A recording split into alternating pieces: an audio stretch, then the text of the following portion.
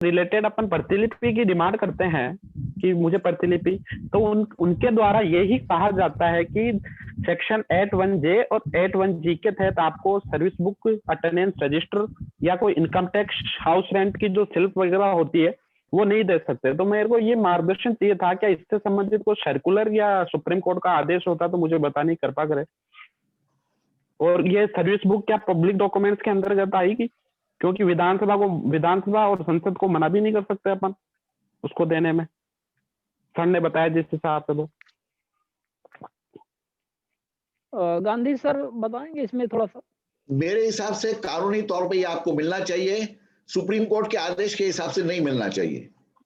ठीक है, मैं आप सबको इसी विनम्र विनती कर रहा हूं कि भाई कानून को जरा समझने की कोशिश कीजिए, और हर अपील में ये आप कहिए कमिश्नर को या फर्स्ट अपीलेट अथॉरिटी को या जज को कि कानून के हिसाब से आप मुझे बताइए कि कैसे ये सही है। ऐसा निर्णय ऐसा हो गया, निर्णय वैसा हो गया, बहुत सारे गलत निर्णय हो रहे हैं।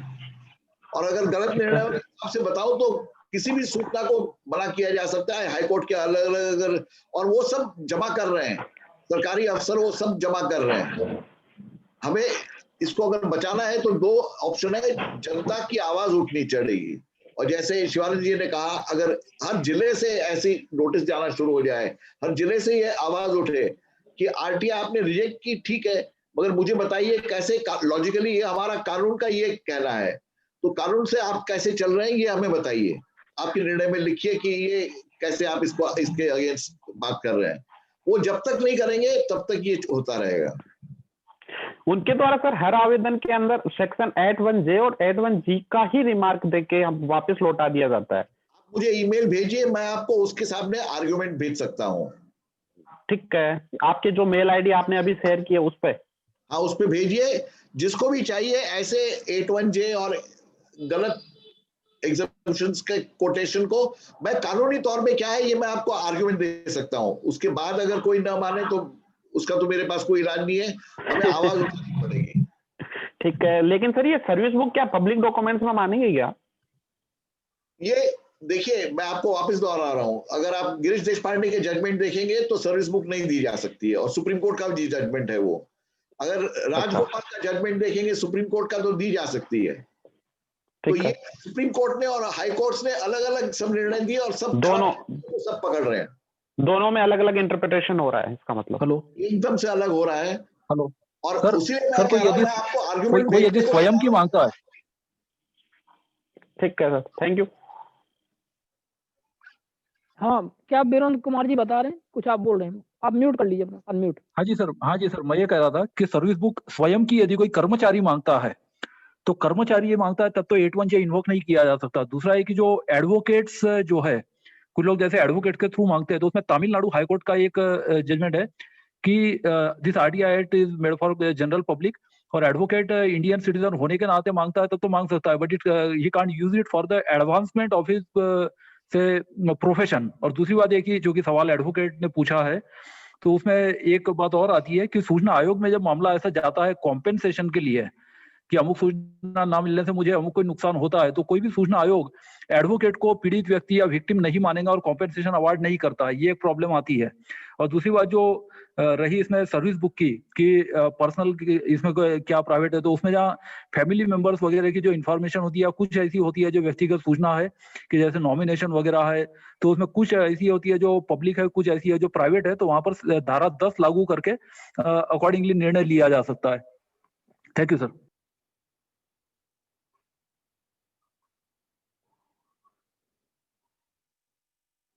ठीक है, तो सर्विस बुक में क्या सर्विस के बारे में ही होता है ना, एक सरकारी कर्मचारी है, अधिकारी है, लोक सेवक है, तो जो सेवा उसने दी है वही सर्विस बुक होती है। तो सर्विस बुक वही होती है, लेकिन यदि वो लोक सेवक है तो उसमें प्राइवेट क्या हो सकता है जो इनको देने में सर फिर भी मैं बताता हूँ, जैसे जीपीएफ नॉमिनेशन है, फैमिली मेंबर्स, क्योंकि एम्प्लॉय वो है, उसका फैमिली बीवी बच्चे नहीं है, तो फैमिली मेंबर्स की जहाँ इन्फॉर्मेशन है, या फिर कोई ऐसे डॉक्यूमेंट है जो कभी कभी 81E भी लग जाता है उसमें, जो फिड्यूशियरी रिलेशनशिप की वजह से वो सूचना नहीं दी जा सकती, तो कभी कभी 81E लगता है, जे भी लगता है, कभी कभी दोनों लग हाँ जाते वो हैं। पता है, तो तो ऐसे वो मामले तो जब ठीक होते है, हैं तो तो वहां पर वो फिर जानकारी, तो वो वहां पर जानकारी, हाँ हाँ हाँ, वो तो पृथक करके बाकी पृथक्करणीयता जो के पब्लिक है वो अंतर्गत दी वो जा सकती है, सेपरेट जैसे कि करके, हाँ प्रमोशन है, सैलरी है।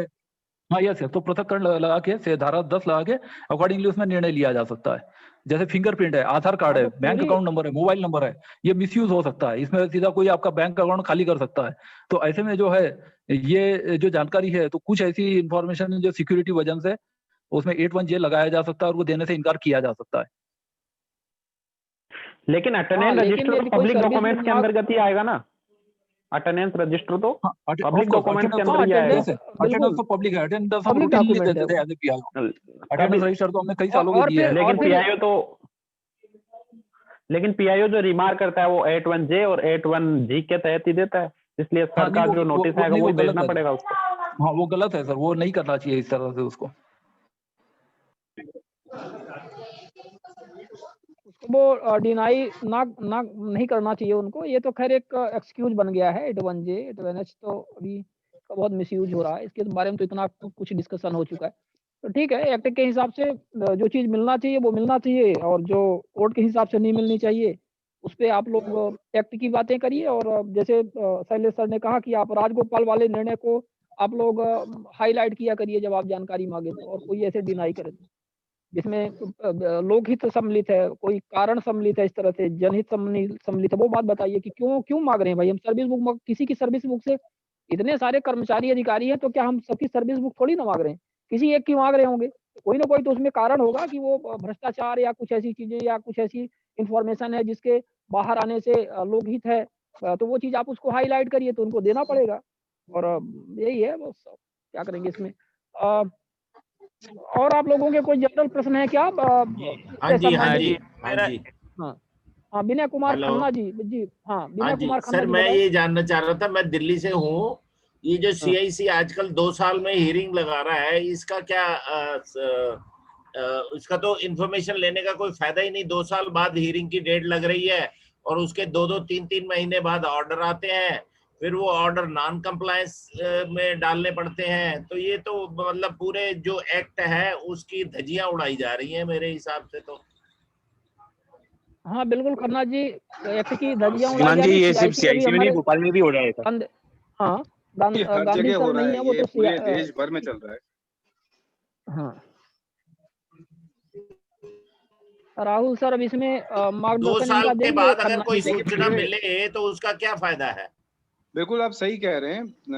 ये स्थिति जो है सिर्फ दिल्ली में नहीं है, सेंट्रल इंफॉर्मेशन कमीशन में नहीं है, बल्कि पूरे देश भर में ये स्थिति बनी हुई है।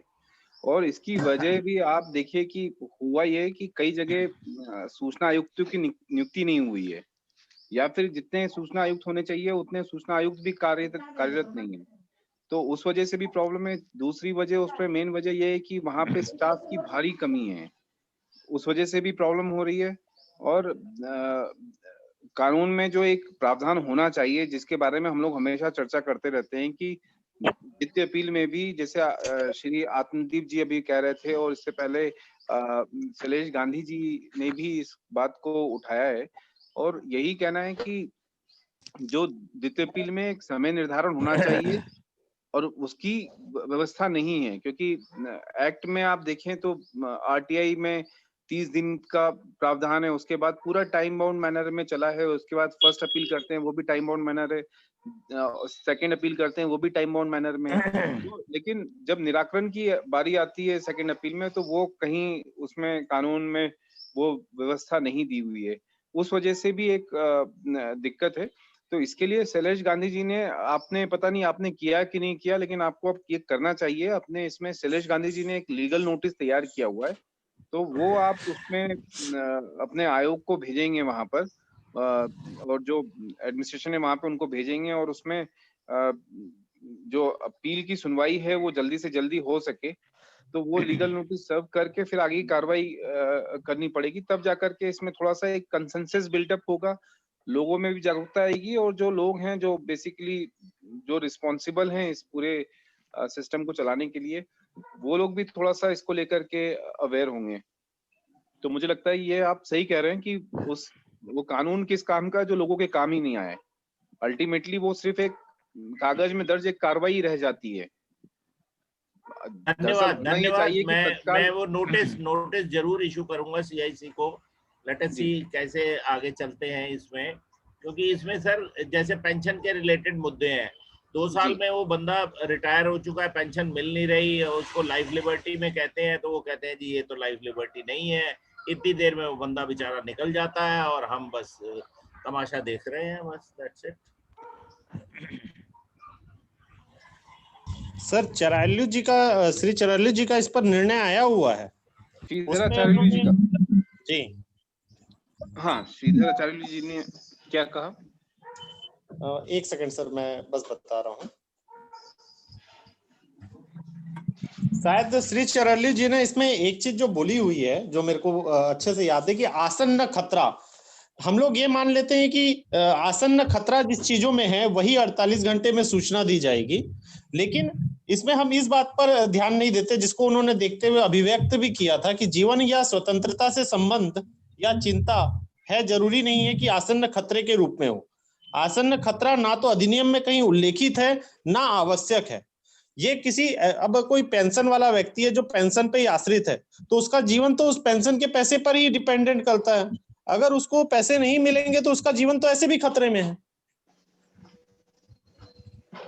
भाई जब कहीं पे ऐसी कोई बात लिखी नहीं, उससे उनका जीवन प्रभावित होता है और वो उसकी तत्काल आवश्यकता है। जिस तरीके से मेडिकल में तत्काल आवश्यकता होती है, पेंशनधारी के लिए भी तत्काल आवश्यकता है पैसे का। हाँ, तो ये आई थिंक हम लोग ये 48 आवर्स में जो धारा 7(1) के तहत कार्रवाई होती है, हम उसको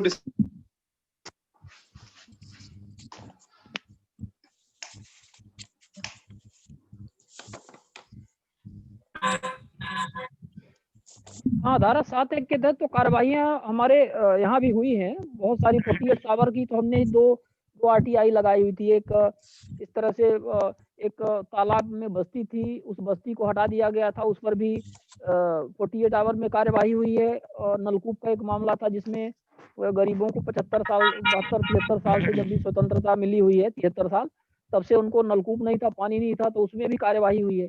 हमारे यहाँ पर तो हो रही है इस पर कार्यवाही, और लाइफ एंड लिबर्टी के तहत ही हुई है, और ऐसे मामले बराबर इंटरटेन किए जा रहे हैं।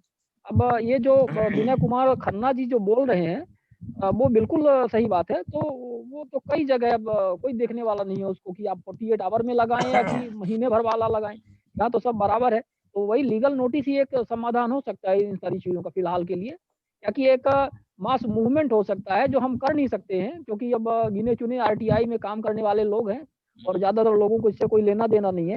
तो ये लीगल नोटिस वाला कॉन्सेप्ट अच्छा है। मेरा नंबर भी इसमें शेयर कर लिया है। यदि आप शैलेश सर का भी इसमें ईमेल है, उनको भी कांटेक्ट कर सकते हैं, हमारे नंबर पे भी भेज सकते हैं। तो हम, हमारे पास लीगल नोटिस का उनका फॉर्मेट है, तो मैं आपको भेज दूंगा, और उसके माध्यम से ही प्रयास करिए, ज्यादा बेहतर है फिलहाल।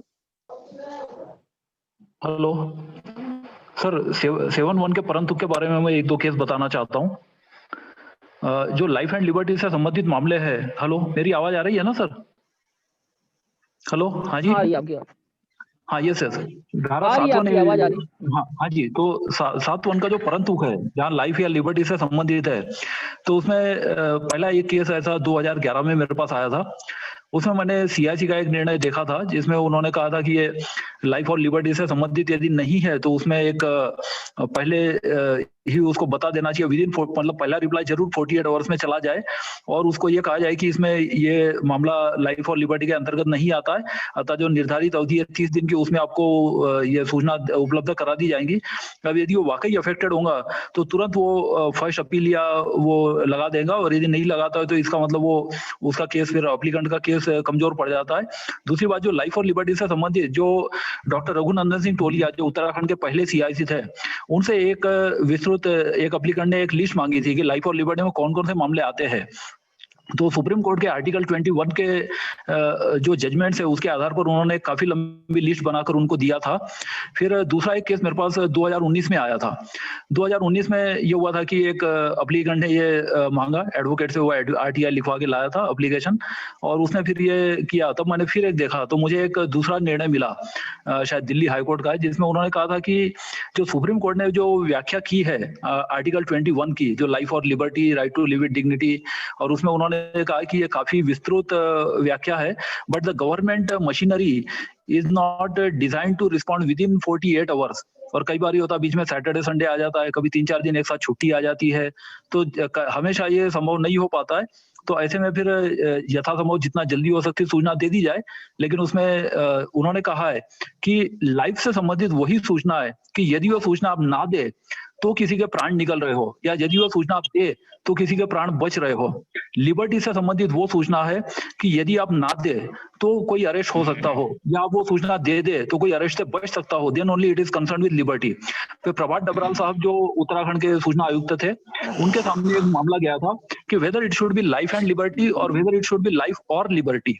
तो उसमें उन्होंने कहा था कि जो आर्टिकल 21 में जो संविधान में लिखा है वो है लाइफ एंड लिबर्टी, लेकिन जो यहाँ पर लिखा है आरटीआई एक्ट में वो लिखा है लाइफ और लिबर्टी। तो उन्होंने इसका ये अर्थघटन किया था कि उनका इंटरप्रिटेशन इस तरह से था कि लाइफ और लिबर्टी में दो मीनिंग आते हैं कि इंक्लूसिव और एंड एक्सक्लूसिव और।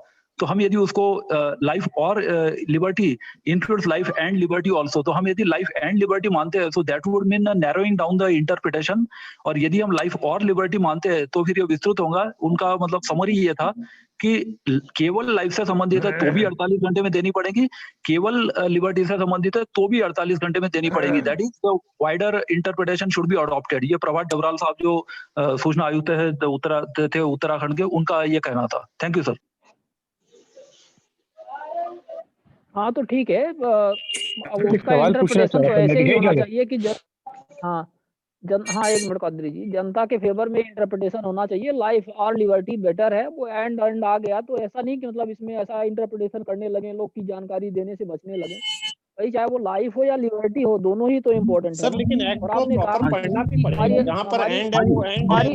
हमारी मशीनरी यदि ऐसी नहीं है, और आपने कहा कि हमारी मशीनरी ऐसी नहीं है, किस तरह से डिजाइन नहीं है कि 48 आवर में वो रिस्पॉन्ड करे।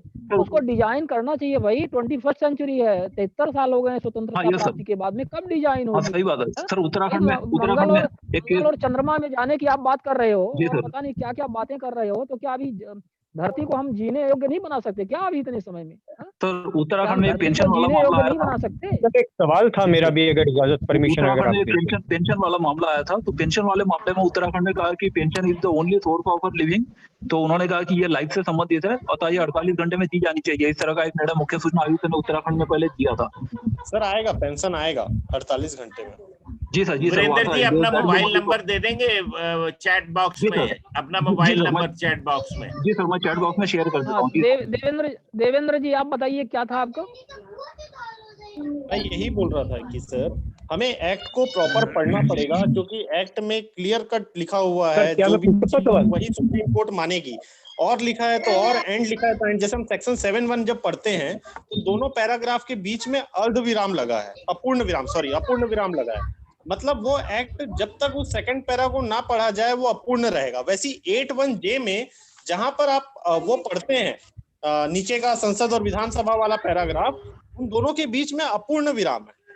अपूर्ण विराम का अर्थ है दोनों को जब तक ना पढ़ा जाए, जब तक वो सेक्शन पूरा नहीं होता।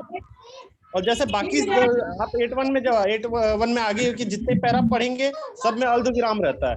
अर्धविराम का मतलब है कि इसके अलावा, अतिरिक्त। तो इन बातों को भी अपने को समझना पड़ेगा, छोटी छोटी बातों को। चलिए ठीक है, वो तो कानूनी इंटरप्रिटेशन का है अपना, वो तो में हमारे वकील महोदय हम लोगों को समझना पड़ेगा। सर एक सवाल है, अगर हेलो सर एक सवाल है। हाँ शिरीष अग्रवाल जी बताइए। सर मेरा सही नाम रवि अग्रवाल है, ये मेरे बेटे का नाम आ रहा है जो ऑनलाइन क्लास करता है। एक मेरा छोटा सा क्वेरी क्या है, अभी 10 दिन पहले गलती से मेरे अकाउंट से, मेरी अपनी गलती से एक 74,000